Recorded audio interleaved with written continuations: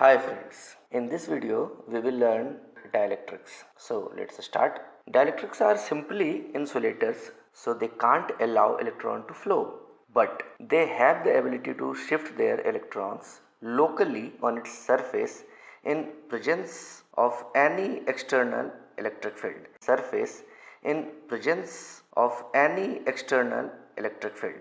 This property is called polarization. For easy illustration, we can see this example. In this part, we can understand how a neutral dielectric material can be polarized when an charged object is brought near it. Example: glass, rubber, plastic, wax, wood, and sometimes air and water also. As the name suggests, it has dual charged phase within it. In previous chapter, we called it relative permittivity.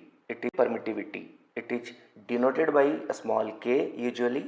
Here, k equals to the ratio of permittivity of a medium to permittivity of free space. You must be known to term permittivity. As we know that capacitance of a parallel plate capacitor without any filling is epsilon naught A upon D.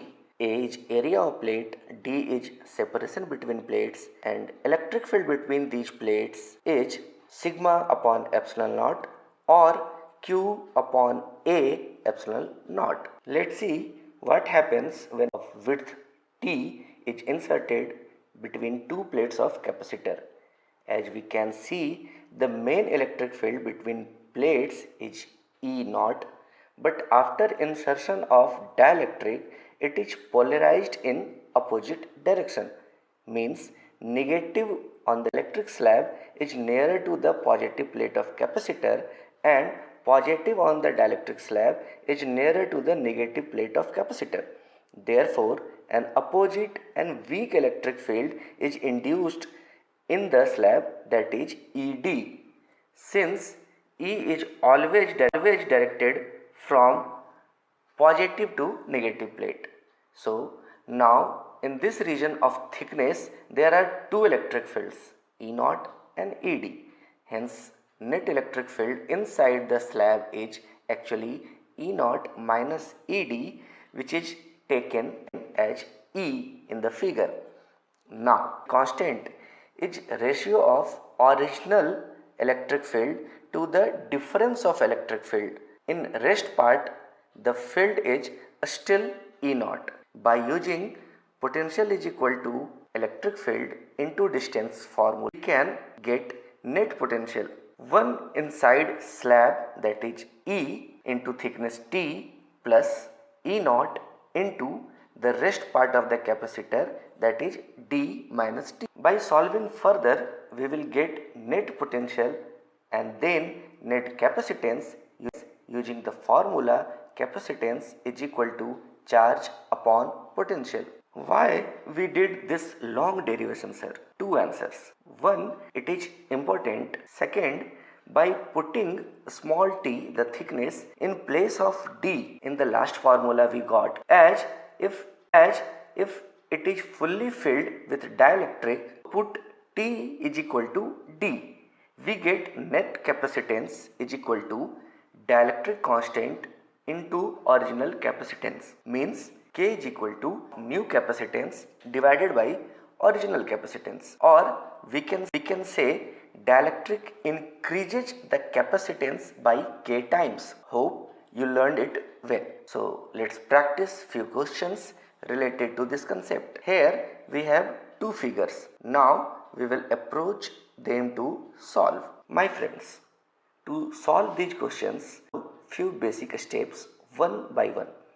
You can see in both figures we have two dielectric slabs. First figure, both dielectric have same thickness but half the area, while in the second figure both dielectrics have same area but half the thickness.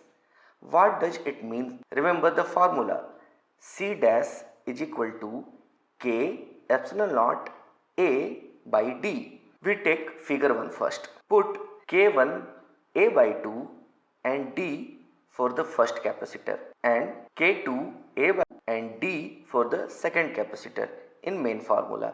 So you will get C1 is equal to K1 epsilon naught A by 2 divided by D, and C2 is equal to K2 epsilon naught A by 2 whole divided by D.